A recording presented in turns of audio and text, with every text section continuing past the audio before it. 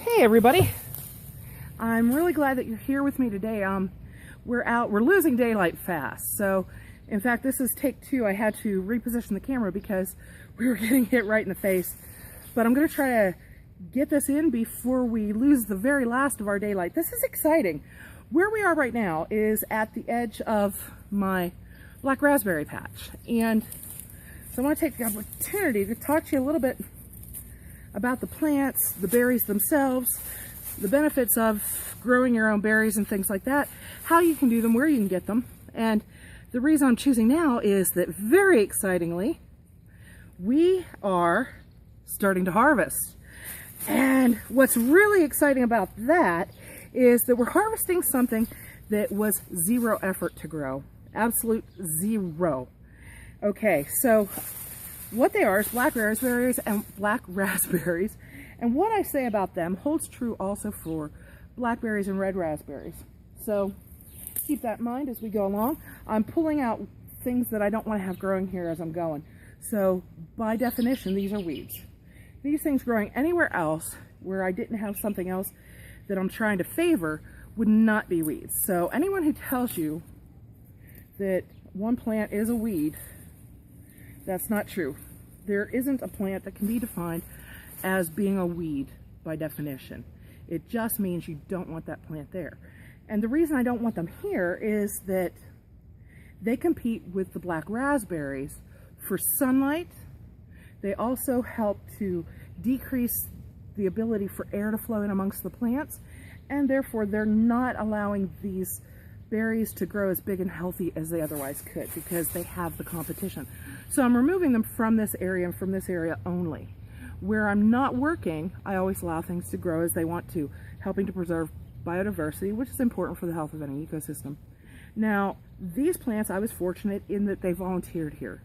Volunteerism in plants is, if you have a garden and you have a plant that's a volunteer, that just means that this plant has grown up by itself without you planting it. You didn't do anything, it just chose to be there. And in my experience, it's best to leave those. If it's something you want, let it grow right where it starts, because your soil conditions can vary drastically in just a short distance. You can have something, for example, right here it might be nice soil for this. Over here it might be too acidic or too alkaline, or you might have too much clay in the soil, or you might have too much sunlight, not enough, too much water drainage, not enough, you know, and it can happen in a really short space of distance in your soil. So, you know, just if you have something that has volunteered somewhere, the reason it has is that either the wind has carried a seed to that spot or a bird has ingested, which is the case with these berries. Somewhere along the line, a bird ate a black raspberry. The black raspberry went through its digestive tract. The berry itself was digested. The seed was passed through and came out in the bird's droppings. It fell to the ground, landed right here, and this spot had the perfect conditions for black raspberries to grow, and so where that seed fell, it grew into a plant. And that was a few years back, and I've allowed it to grow, I've allowed it to stay, and in fact, I have encouraged it to spread just by removing anything that competes with it. That's the only thing that I've done to encourage it to spread, and now it covers quite a distance. And if I were being a really good girl, I would have kept a lot of these other plants pulled out quite a bit of this year to allow it to really, really make a huge amount of fruit. But I'm telling you what, the amount it's making is just spectacular. What a bumper crop. And that's true of all my berries on the property this year, and so I'm really pleased. Now, if you want to grow black raspberries, blackberries, or raspberries, things like that yourself, you can either hope for the best and hope a bird helps you out, or you can take cuttings either from plants that you already have or from plants a friend has, get them to establish roots, and once it has a nice little root system going, you plant those in the ground. Or you can buy them from a reputable nursery near you, order them online. If you're ordering them online, you probably want to check out the customer reviews from people who've ordered from that company before to make sure that you're going to be getting a decent product.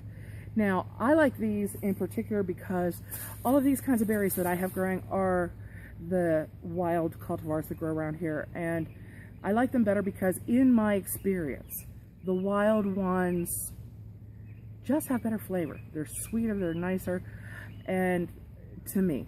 But one thing you have to be aware of with all these kind of berries is that they do have little jaggy, thorny things all over the plants. And you can buy, in many cases, ones that have been grown to not have those.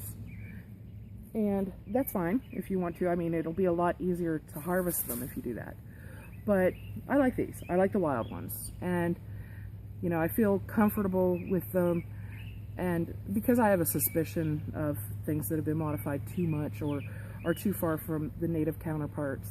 But, you know, in a lot of cases, if they've been not genetically modified, not spliced on a genetic level, but just kind of selectively bred, I don't really worry about that as much as the genetic splicing, the splicing on that level, getting combinations of things that wouldn't occur in nature.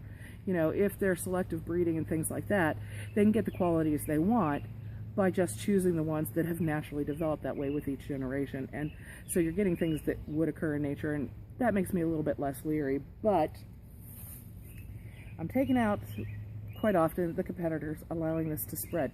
Probably at the end of this year, I'll take some, well, not the end of the year, but once it's done fruiting, once the harvest is over, I'll probably take some cuttings for these because I have some other areas that I want to start them in as well, or try to. And so that works out really well.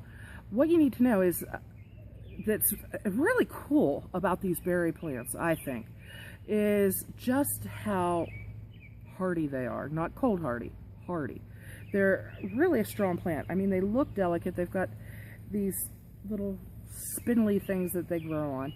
Now, these main stems are referred to as canes. And what you'll have is you'll have these leaves coming off of them, and the berries will be growing out here, you know, out at the ends of those. So, you know, out at the very ends, you'll have berries growing, but the main stem going up is called the cane. And what you want to do is know that this little fella here, not producing any berries this year, this guy will produce my berries for next year. And that's true of any of the berries like this that you harvest in the summer. The new ones, the ones without berries this year, are next year's berry producers, okay? So at the end of this season, you want to cut down right to the ground any of them that have produced berries, because they won't produce berries ever again. You know, they'll just, every year they put up new shoots, and this year's new shoots, new canes, become next year's fruit. Now, when it comes to the ones that you harvest in the fall, those you can cut right to the ground, every one of them, because none of them are going to produce berries next year. It'll grow up new ones from which your berries will come. If you don't want to put that much thought into it and you just want to be safe, well, then in both cases, just cut down the ones that have made berries. If you leave behind ones that haven't made berries in the ones that aren't going to produce berries on these next year, it's not going to hurt you. It's not going to crowd it out too much.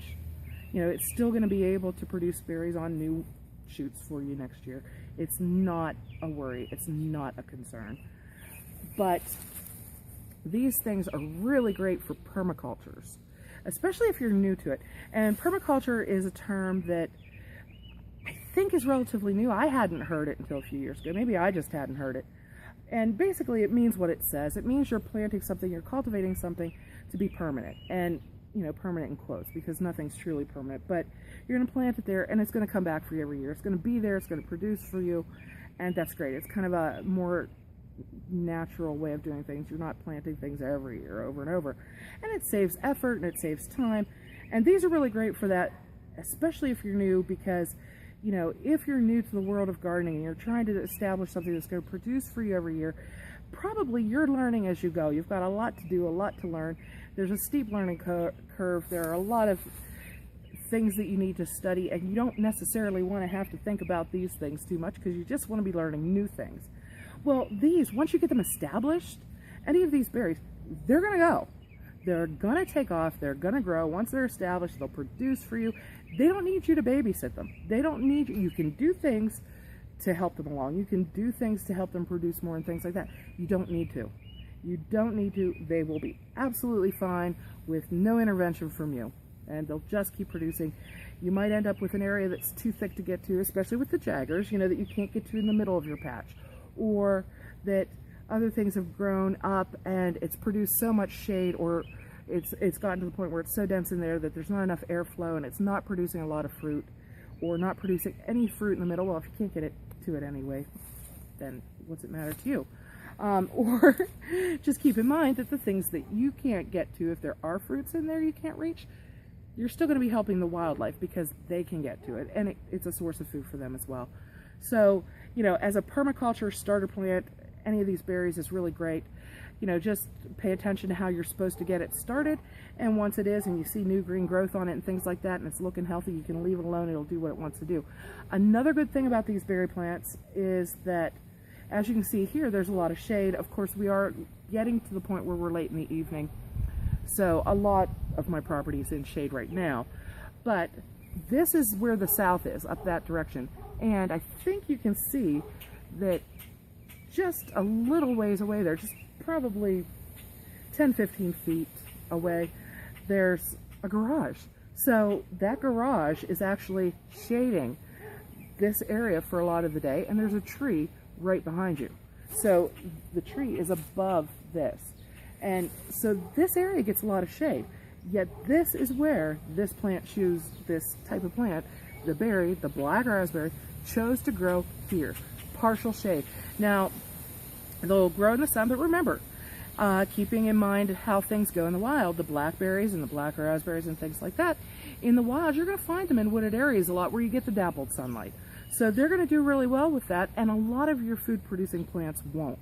Another thing that these guys do that a lot of plants won't is that they like acidic soil. In fact, a lot of people who mulch them will use pine needles as mulch so that the pine will help acidify the soil, because these guys like the acidity. And in fact, here in western Pennsylvania, we're not so much now, but more before, a lot of strip mining would occur. And what strip mining is basically, I mean, it doesn't need a big description. They end up just stripping things off an area and going down, and they do what they need to do. Afterwards, what's left in the landscape is a big scar where there's nothing growing plant-wise. And they're required by law to renaturalize the area. And so what's meant by that is they just need to plant some things. They can't leave it this open, barren scar. They have to plant things to get things going that will grow. Well, these tend to have really poor soil, you know, and a lot of our soil in western Pennsylvania is acidic anyway, a lot of which has to do with, you know, having a long history of coal mining and things like that. But we have a lot of acidity in our soil, and in those areas where they've done the strip mining, what you've got left is poor soil. Rather than bringing in a lot of rich soil and planting this and that, they go with the easy, cheap way, and fine, you know, it gets things started. They plant these berry bushes because these berry bushes don't need good soil. They do just fine in really lousy soil, and what I mean by that is there's not a lot of texture to it, there's not a lot of like dead plant material, there's not a lot of minerals. It's just pretty, not dead, but pretty not alive soil. You know, it doesn't have a lot going for it, and there's not a lot else that'll grow there, but these guys will. So they're excellent for that. And like I said, they're really strong. Also though, even though they spread, if you get them into an area where you don't want them, they're easy to remove. You can either just cut them back. You know, they're not big woody stems. Even the ones that are bigger around and that turn brown, those ones have done their job, and you know, what you're left with is something that's just stick-like looking. They're not that strong. They're, you know, they're easy to cut with clippers or what have you. And so are these. And you can dig them out. You can pull them out. You know, they're not hard to get out of the ground, so they're out of your way. You know, they'll continue to spread.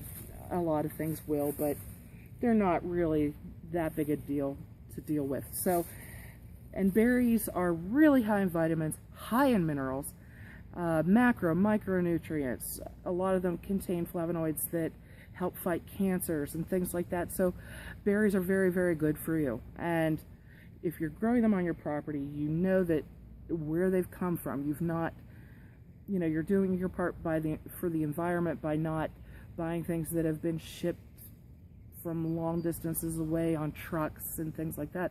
So these are a really good thing to grow, and they spread pretty well. Once they're established, they are just amazing. They don't need you to help them, so they're very little effort, very little work, and they're absolutely great to help feed you and to feed the wildlife as well. And I'll tell you what, in my case, these, because this year I have so much, I'm also able to help feed other people. I've been sharing the berries, so that makes me feel really good too. And so I just wanted you to hear about that a little bit. I'm putting my harvest in this plastic bag. Yes, it is a plastic bag. My family and I buy the canvas totes to do our shopping with, but sometimes you forget them and you come home with plastic bags. So ours get a lot of use after we've brought them home. This one today is our harvest bag, and once we harvest this one, since I ripped a hole in it, then it will go in the trash, because, you know, there's not a lot of volume left in this bag now. I had to tie a knot in it. And so if there's anything that you wanted to ask about this particular video, let me know. If there's anything you can think of that I didn't include that really makes sense that it should have been in this video, again, let me know in the comment section. If you have any questions about anything, comments that you want to share, stories that you have, you know, feel free to do that. You know, I enjoy it, and I'm sure everybody else does as well. So in the meantime, you go out and just enjoy yourself and learn all that you can about the world around you and enjoy yourself. Until the next time we get together, I'm going to go, and right now I'm just going to do a little bit more work, and I think I'm going to stay out here until the sunlight has completely left us. And, you know, I hope to talk to you again soon. Have a good day. Bye-bye.